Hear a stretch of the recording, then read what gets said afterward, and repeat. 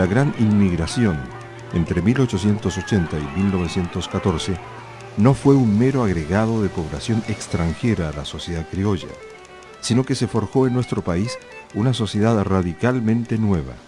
Polacos, judíos, turcos, italianos y españoles, entre otros, llegaban al país con la perspectiva de conseguir trabajo y altos salarios con relativa facilidad, y el sueño, no realizado las más de las veces, de acceder a la propiedad de la tierra.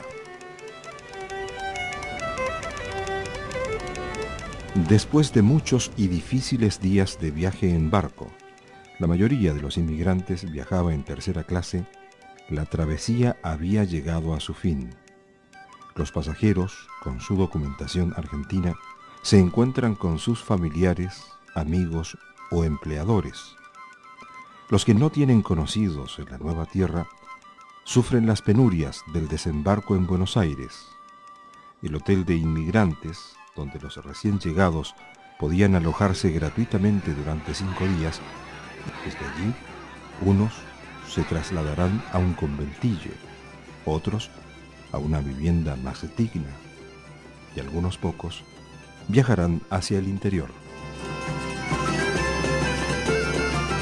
Y como sucede en casi todos los procesos de desarraigo, se presentaban diversos graves problemas al inmigrante recién llegado. Subsistir el tiempo necesario hasta encontrar trabajo, comunicarse en una lengua que no era la propia, adaptarse a una nueva cultura y por sobre todas las cosas a la tristeza de haber dejado su propia y ahora lejana tierra y en la mayoría de los casos su familia, con la promesa de volver o traerlos a la nueva tierra elegida.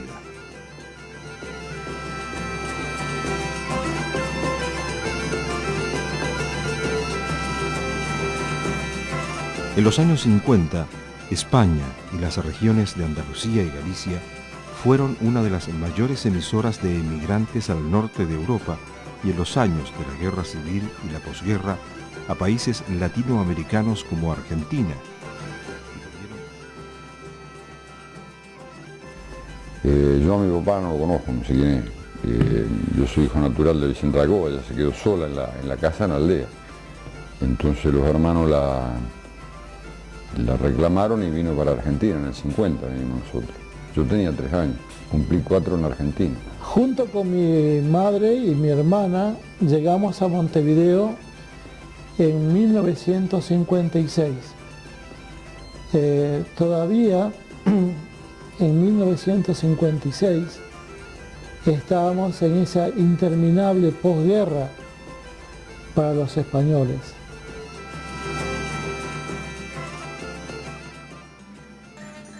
La nueva tierra los esperaba con los brazos abiertos. Era generosa, pero muy distinta a la que habían dejado.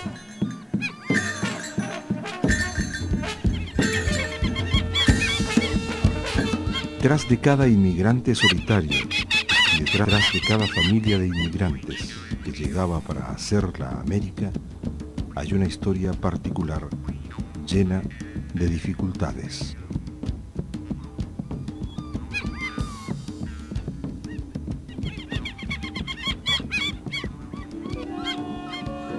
Tuvimos la suerte de caer en un lugar, en un pueblo de la provincia de Buenos Aires con muy buen vecindario, con muy buena gente.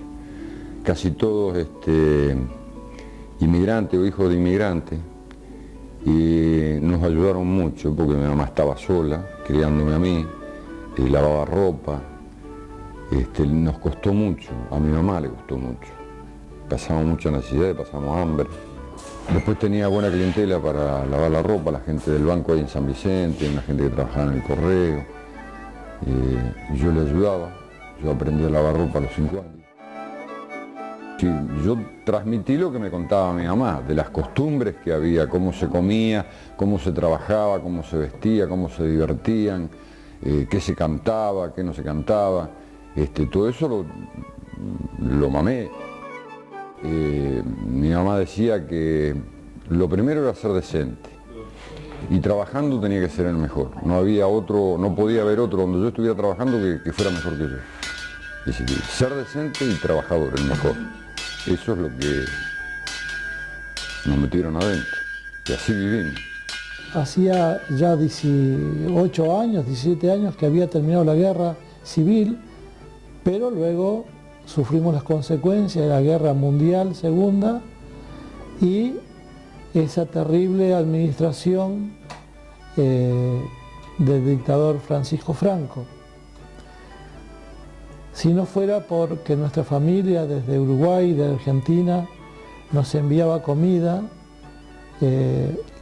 yo no sé dónde llegaba la leche en polvo que mandaban para que se hicieran esas grandes olladas de leche caliente de mañana en la escuela en invierno.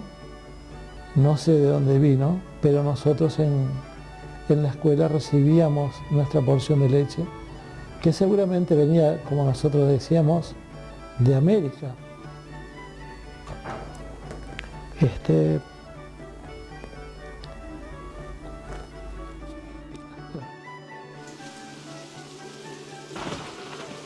Falleció mi papá a través de la hermana que quedaba viva, tratar de acercarme a todo lo que pude encontrar de mis abuelos.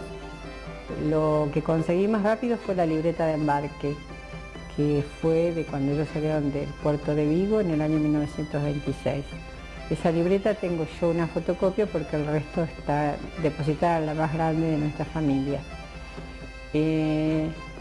Conservamos, por supuesto, con mucho cariño algunas pequeñas cosas que nos quedaron. Fundamentalmente yo tengo como gran recuerdo de mi papá el cuello del traje que traía cuando desembarcó en el puerto. Lo tenemos guardado porque esa era no sé, papá tenía 3 años y no sé, es un recuerdo muy importante para nosotros.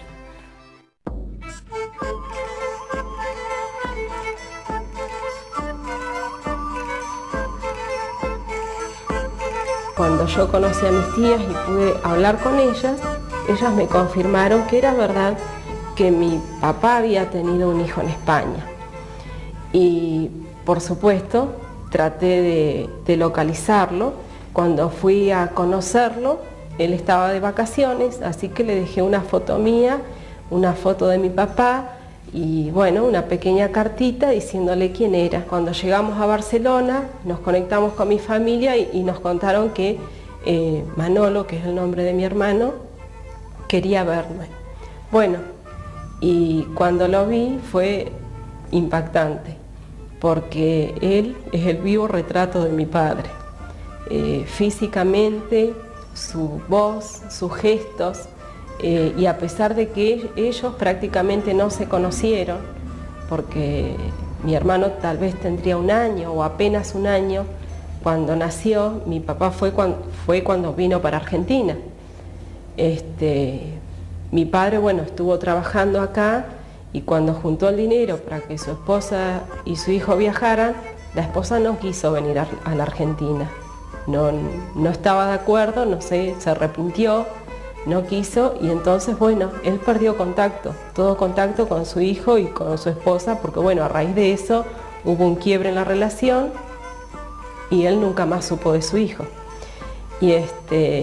Y su hijo sabía de su padre a través de lo que le habló su propia madre y de lo que le hablaron sus tías, o sea, las hermanas de mi papá. Él a veces iba a la aldea de mi papá a la fiesta del pueblo, que allá la fiesta del pueblo siempre dura 1 semana, ¿no? Que es la fiesta del santo.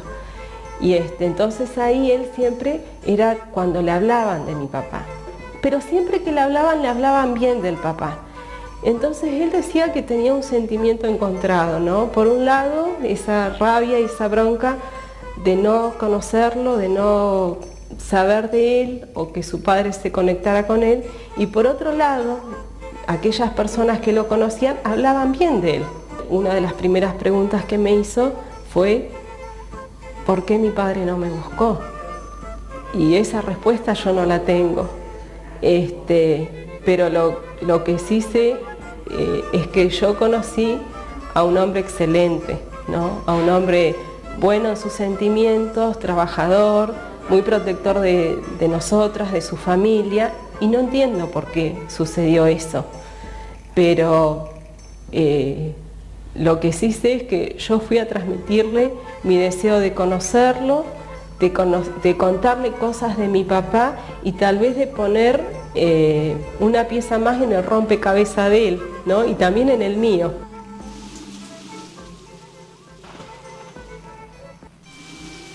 Lo que tenemos acá para ofrecerle son fundamentalmente, aparte de todo el asesoramiento que podamos darles para que hagan sus árboles genealógicos, les podemos acercar los registros civiles de distintas partes del mundo. Millones y millones de microfilmes de registros civiles de cientos de países de aproximadamente unos 500 años a la fecha. Con todo lo que este documento también trae, porque generalmente viene asentado quiénes fueron sus padres, sus edades, viene también en este tipo de documento la profesión que ellos tenían, en qué casa vivían, en qué ciudad, por supuesto, y testigos, padrinos, a veces los nombres de los abuelos de la persona.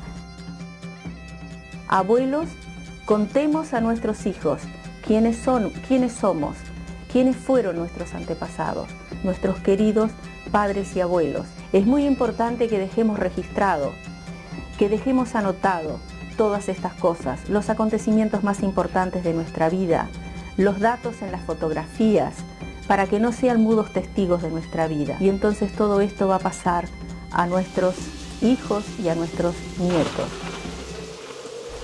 Un hombre que a los 16 años dejó su aldea y mi abuela lo vio salir entre las viñas con una bolsita al hombro, dijera mi madre, su hermana, y una maleta chica para el puerto de Vigo.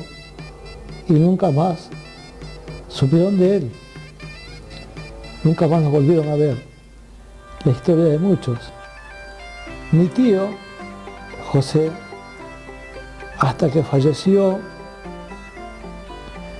siempre habló su idioma, siempre habló nuestra lengua.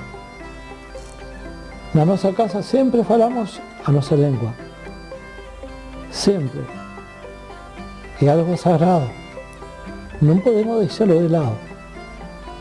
Desde que salimos da nossa casa hasta que nos morramos, nunca deixaremos de falar na nossa língua.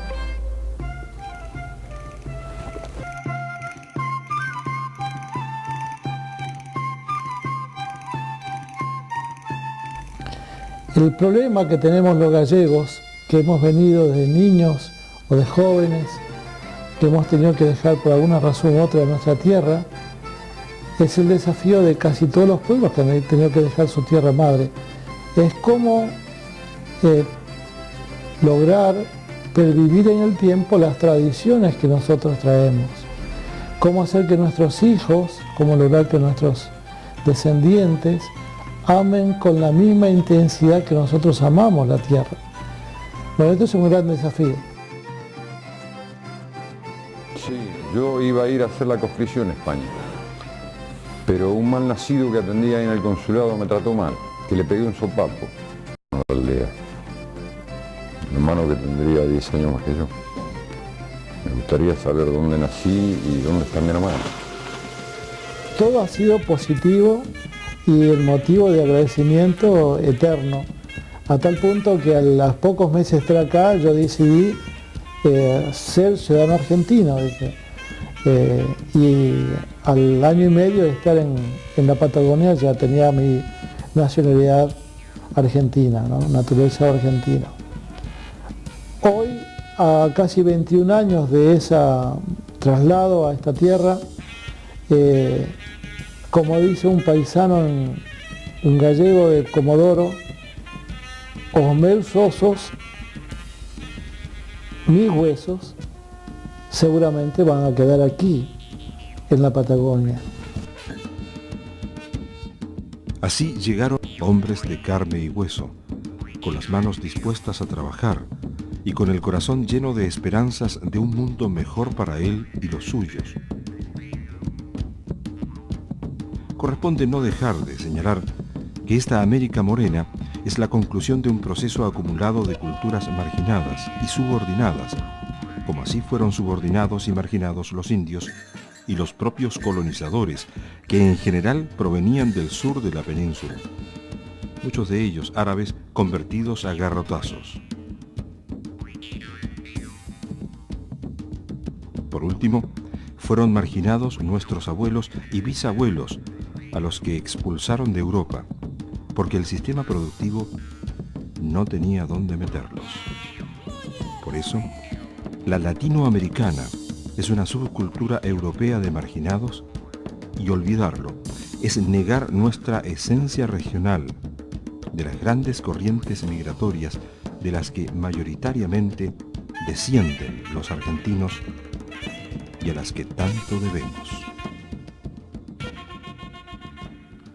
Miró el horizonte y pensó que otra senda tal vez existía, y al viento del norte, que era un viejo amigo, le habló de su prisa, le mostró sus manos que mansas y fuertes estaban, vacías, y el viento le dijo: construye tu vida detrás de los mares, allende Galicia.